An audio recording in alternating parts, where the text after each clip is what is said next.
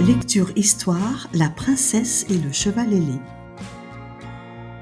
Il était une fois, dans un royaume lointain, une princesse au cœur pur nommée Léonore, qui possédait un cheval ailé magnifique appelé Azur. Ce cheval n'était pas un cheval ordinaire, car il avait des ailes aussi grandes et brillantes que les rayons du soleil. La princesse et Azur partageaient un lien magique, volant ensemble au-dessus des nuages et vivant des aventures incroyables. Cependant, dans le royaume voisin, une princesse jalouse nommée Hélène convoitait le cheval ailé pour elle-même. Un jour, Hélène décida de mettre en œuvre un plan rusé pour s'emparer d'Azur. Elle invita Léonore à un grand bal sous prétexte de célébrer leur amitié. Léonore, innocente et confiante, accepta l'invitation et se rendit au bal avec Azur. Pendant que Léonore dansait, Hélène tenta de capturer Azur avec un filet enchanté. Mais Azur, sentant le danger, s'échappa avec une agilité surprenante, laissant Hélène stupéfaite. Léonore, réalisant la trahison, s'enfuit du bal sur le dos d'Azur. Ils volèrent si haut que les étoiles semblaient à portée de main. Hélène, furieuse de son échec, monta sur son propre cheval et les poursuivit à travers les cieux. Une course effrénée s'ensuivit, où les éclairs de magie et les rafales de vent se mêlaient dans une danse tumultueuse. Alors qu'ils approchaient de la frontière du royaume, Azur et Léonore furent soudainement entourés par un brouillard mystérieux. Hélène, trop concentrée sur sa poursuite, ne remarqua pas le piège et se retrouva perdue dans le brouillard. Léonore et Azur, grâce à leur lien magique, trouvèrent leur chemin et échappèrent à la princesse jalouse. De retour dans le royaume, Léonore et Azur furent accueillis en héros. Le roi, impressionné par le courage de sa fille et la loyauté d'Azur, organisa une fête en leur honneur. La nouvelle de leur aventure se répandit dans tous les royaumes voisins, et la princesse Hélène devint la risée de tous pour sa jalousie mal placée. Et ainsi, Léonore et Azur continuèrent de vivre des aventures merveilleuses, renforçant leur amitié et prouvant que la véritable magie réside dans la confiance et l'amour. Quant à Hélène, elle apprit finalement que l'envie ne mène à rien et que chaque princesse a son propre destin à forger. Et ils vécurent tous heureux jusqu'à la fin des temps. Le château de ma grand-mère. Il était une fois une jeune fille orpheline qui s'appelait Anastasia. Elle vivait dans un orphelinat triste et gris où elle n'avait pas d'amis. Les autres filles se moquaient d'elle et les adultes ne s'occupaient pas d'elle. Elle passait ses journées à rêver d'une autre vie, plus belle et plus joyeuse. Un jour, elle reçut une lettre de sa grand-mère qu'elle n'avait jamais vue. La lettre disait que sa grand-mère l'attendait dans son château, loin de la ville. Elle lui disait qu'elle était sa seule famille et qu'elle voulait la connaître. Anastasia était très surprise et très curieuse. Elle décida de partir à l'aventure pour retrouver sa grand-mère. Elle fit son sac avec quelques affaires et s'enfuit de l'orphelinat. Elle prit le train, puis le bus, puis le vélo, puis la marche à pied jusqu'à arriver au château. C'était un grand et beau château avec des tours, des fenêtres et des fleurs. Il y avait aussi un jardin, une fontaine et un pont-levis. Anastasia frappa à la porte et fut accueillie par sa grand-mère, qui était une dame très gentille et très souriante. Elle lui fit un gros câlin et lui dit qu'elle était ravie de la voir. Elle lui fit visiter le château et lui montra sa chambre. C'était une chambre spacieuse et confortable, avec un lit douillet, une armoire pleine de vêtements et une bibliothèque remplie de livres. Anastasia était ravie, elle se sentait enfin chez elle. Un soir, alors qu'elle se promenait dans le château, elle remarqua un tableau qui attira son attention. C'était un portrait d'une jeune fille qui lui ressemblait beaucoup. Elle avait les mêmes yeux verts, les mêmes cheveux blonds et le même sourire malicieux. Anastasia s'approcha du tableau et vit qu'il y avait une petite poignée cachée derrière le cadre. Elle tira sur la poignée et le tableau s'ouvrit, révélant un passage secret. Anastasia n'hésita pas et entra dans le passage. Elle se retrouva dans un couloir sombre et étroit, avec des torches accrochées au mur. Elle avança prudemment jusqu'à arriver à une porte en bois. Elle ouvrit la porte et découvrit une pièce remplie de livres, de cartes et de photos. Sur une table, il y avait un album de famille. Anastasia l'ouvrit et vit des photos de ses parents qu'elle n'avait jamais connus. Elle apprit qu'ils étaient des explorateurs célèbres qui avaient parcouru le monde à la recherche de trésors et de mystères. Ils avaient découvert des pyramides en Égypte, des temples en Inde, des statues sur l'île de Pâques. Ils avaient disparu lors d'une expédition dans la jungle. Anastasia fut émue aux larmes. Elle se sentit proche de ses parents et fière de leur héritage. Elle décida de suivre leurs traces et de devenir elle aussi une exploratrice. Elle sortit de la pièce secrète et alla retrouver sa grand-mère qui lui sourit tendrement. Elles se prirent dans les bras et se racontèrent leurs histoires. Anastasia était heureuse. Elle avait trouvé sa famille et sa vocation. Elle décida de partir explorer le pays où ses parents avaient disparu, le Brésil. Elle voulait retrouver leurs traces et découvrir les secrets de la jungle. Elle prit l'avion avec sa grand-mère qui l'accompagnait dans son périple.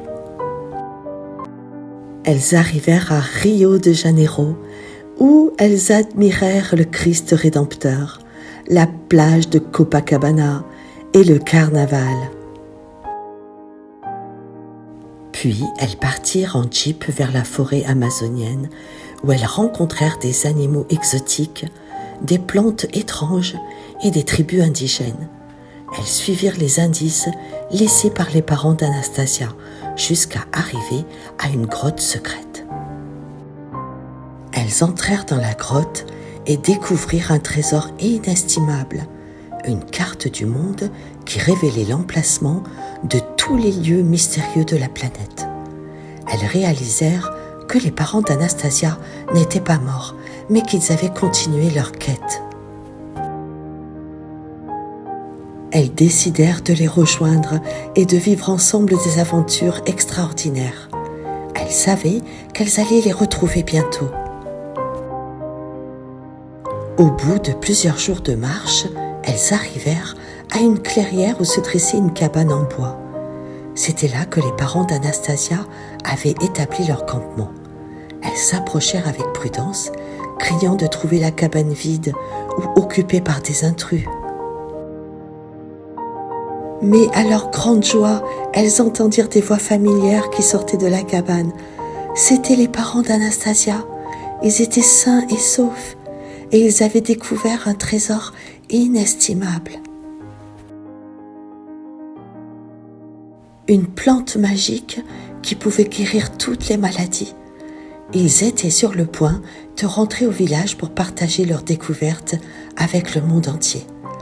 Anastasia et sa grand-mère se précipitèrent dans leurs bras, émus aux larmes. Ils se racontèrent leurs aventures et leurs péripéties. Ils se demandèrent comment ils avaient pu survivre si longtemps sans se voir ni se parler. Ils s'excusèrent de leur absence et de leur silence. Ils se remercièrent de leur courage et de leur fidélité. Ils se promirent de ne plus jamais se quitter. Puis, ils repartirent ensemble vers le village. Heureux et fiers d'avoir accompli leurs rêves et de s'être retrouvés, ils se promirent de ne plus jamais se quitter et de profiter de la vie tous ensemble. Le père d'Anastasia remercia la grand-mère de tout son cœur. Anastasia n'oublia jamais cette incroyable aventure. Elle était tellement heureuse d'avoir retrouvé ses parents et de vivre sa nouvelle vie pleine de bonheur et d'amour. Je suis une vraie peste. Il était une fois dans une école très loin d'ici, une petite fille nommée Nelly. Nelly aimait beaucoup se regarder dans le miroir et se faire des compliments. Elle pensait qu'elle était la plus belle de toute l'école et que tout le monde devait l'admirer et lui obéir. Elle se moquait souvent des autres enfants, surtout de ceux qui avaient des lunettes, des appareils dentaires ou des taches de rousseur. Elle leur disait qu'ils étaient laids et qu'ils n'avaient pas d'amis. Elle leur prenait leurs goûters, leurs jouets et leurs crayons.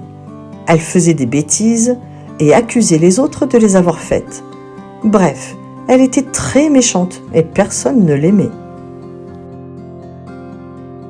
Un jour, alors qu'elle se rendait à l'école, elle vit une vieille dame assise sur un banc. La vieille dame avait l'air triste et fatiguée. Elle portait un châle troué et un sac en tissu. Nelly s'approcha d'elle et lui dit « Bonjour, madame la sorcière, vous avez perdu votre balai ?»« Je ne suis pas une sorcière, je suis une fée, » répondit la vieille dame. « Une fée ? Mais vous êtes trop vieille et trop moche pour être une fée. Vous n'avez même pas de baguette magique, ni d'aile, ni de robe scintillante. »« La vraie magie ne se voit pas avec les yeux, mais avec le cœur, » dit la vieille dame. « Si tu veux, je peux te faire un cadeau. »« Un cadeau ? Quel genre de cadeau ? » ?»« Un cadeau qui te rendra plus belle que tu ne l'es déjà. »« Ah, ça m'intéresse. Qu'est-ce que c'est ? » ?»« C'est un collier magique. Il suffit de le mettre autour de ton cou et de dire ce que tu veux changer chez toi. Par exemple, si tu veux avoir les cheveux plus longs, plus blonds ou plus bouclés, tu n'as qu'à le dire et ton vœu sera exaucé. C'est vrai ? Et ça marche pour tout ?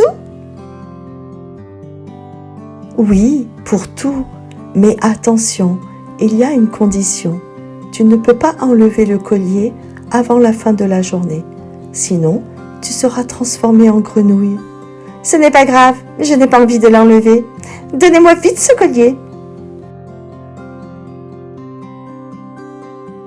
Nelly prit le collier des mains de la vieille dame et le mit autour de son cou. Elle se regarda dans le miroir qu'elle avait toujours dans son sac et dit « Je veux avoir le teint bleu comme le ciel. » Aussitôt dit, aussitôt fait. Son visage devint d'un bleu éclatant qui contrastait avec ses cheveux bruns. Nelly fut émerveillée par sa nouvelle beauté. Elle remercia à peine la vieille dame et courut vers l'école en se disant que tous les garçons allaient tomber amoureux d'elle et que toutes les filles allaient être jalouses d'elle. Mais quand elle arriva à l'école, elle eut une mauvaise surprise. Tous les enfants se moquèrent d'elle en la voyant avec son visage bleu. Ils lui dirent qu'elle ressemblait à un alien ou à un poisson. Ils lui demandèrent si elle avait mis de la peinture sur son visage ou bien piqué par une abeille. Ils lui firent des grimaces et des surnoms ridicules comme Nelly l'alien ou Nelly la schtroumpfette. Nelly fut très vexée et très triste. Elle regretta d'avoir changé sa peau et se dit qu'elle aurait mieux fait de garder son teint rosé. Elle décida alors de changer autre chose chez elle pour se sentir mieux. Elle regarda son collier et dit « Je veux avoir les cheveux roses comme un bonbon. » Le collier brilla et ses cheveux devinrent roses comme elle le voulait. Nelly se dit qu'elle allait faire sensation avec sa nouvelle coiffure, mais elle fut encore plus déçue. Les enfants se moquèrent encore plus d'elle en voyant ses cheveux roses. Ils lui dirent qu'elle ressemblait à un clown ou à une barbe à papa. Ils lui firent des blagues et des chansons stupides, comme Nelly la rose ou Nelly la guimauve. Nelly fut très en colère et très honteuse. Elle regretta d'avoir changé ses cheveux et se dit qu'elle aurait mieux fait de garder ses cheveux bruns. Elle se rendit compte que le collier magique ne lui apportait que des ennuis et qu'elle n'était pas plus heureuse qu'avant. Elle décida alors de retourner voir la vieille dame pour lui rendre le collier et lui demander pardon. Elle espérait aussi que la vieille dame puisse lui faire un autre cadeau. Elle sortit de l'école en courant et se dirigea vers le banc où elle avait rencontré la vieille dame. Mais quand elle arriva, il n'y avait personne. Le banc était vide. La vieille dame n'était plus là. Nelly se sentit perdue et abandonnée. Elle se mit à pleurer et à crier. « Madame la fée, revenez, je vous en supplie, aidez-moi !» Mais personne ne l'entendit, sauf un garçon qui passait par là. Il s'appelait Tom et il était dans la même classe que Nelly. Il avait des lunettes, un appareil dentaire et des taches de rousseur. Nelly l'avait souvent maltraité et humilié, mais il ne lui en voulait pas. Il s'approcha d'elle et lui dit « Qu'est-ce qui ne va pas, Nelly? Pourquoi tu pleures ?»« Laisse-moi tranquille, tu ne peux pas comprendre, va-t'en !»« Non, je ne vais pas te laisser comme ça, tu as l'air d'avoir besoin d'aide. Qu'est-ce qui t'arrive ?» Soudain, la peau de Nelly retrouva sa couleur normale. « C'est à cause de ce collier, c'est un collier magique qui change mon apparence, mais il ne me rend pas heureuse, il me rend ridicule. Regarde mes cheveux roses et ma peau bleue, tout le monde se moque de moi. »« Oh, je vois, c'est toi qui as voulu changer ton apparence. »« Oui, c'est moi, je voulais être plus belle que tout le monde, mais je me suis trompée. Je n'ai fait que des bêtises. »« Tu sais, Nelly, tu n'as pas besoin de changer ton apparence pour être belle. Tu es belle comme tu es. » « Tu dis ça pour me consoler, mais tu ne le penses pas vraiment. »« Si, je le pense vraiment. Je te trouve belle depuis toujours. Même quand tu avais les cheveux bruns et ton visage clair. »« Vraiment ? Tu n'es pas obligé de me mentir. » Au fur et à mesure que Tom lui parlait, Nelly retrouva son apparence et lui dit « Tu es si gentil, mais comment c'est possible? Je t'ai fait tant de mal. »« Ce n'est pas grave, Nelly, je t'ai pardonné, » lui répondit Tom. « Tu sais, tu n'es pas méchante au fond, tu es juste malheureuse, mais tu peux changer ça. Tu peux être gentille avec les autres et te faire des amis. »« Tu crois? » ?»« Oui, je crois en toi, Nelly, et je suis là pour t'aider. » « Merci, Tom, tu es très gentil avec moi. » La vieille dame était revenue et avait écouté leur conversation depuis le début, mais Nelly et Tom ne l'avaient pas vue. « Bonjour, Nelly, je suis ravie de te revoir et je suis heureuse que Tom t'ait appris que la vraie beauté n'est pas dans l'apparence, mais dans la bonté du cœur et de l'âme. » Nelly et Tom se donnèrent la main et prirent le chemin de l'école.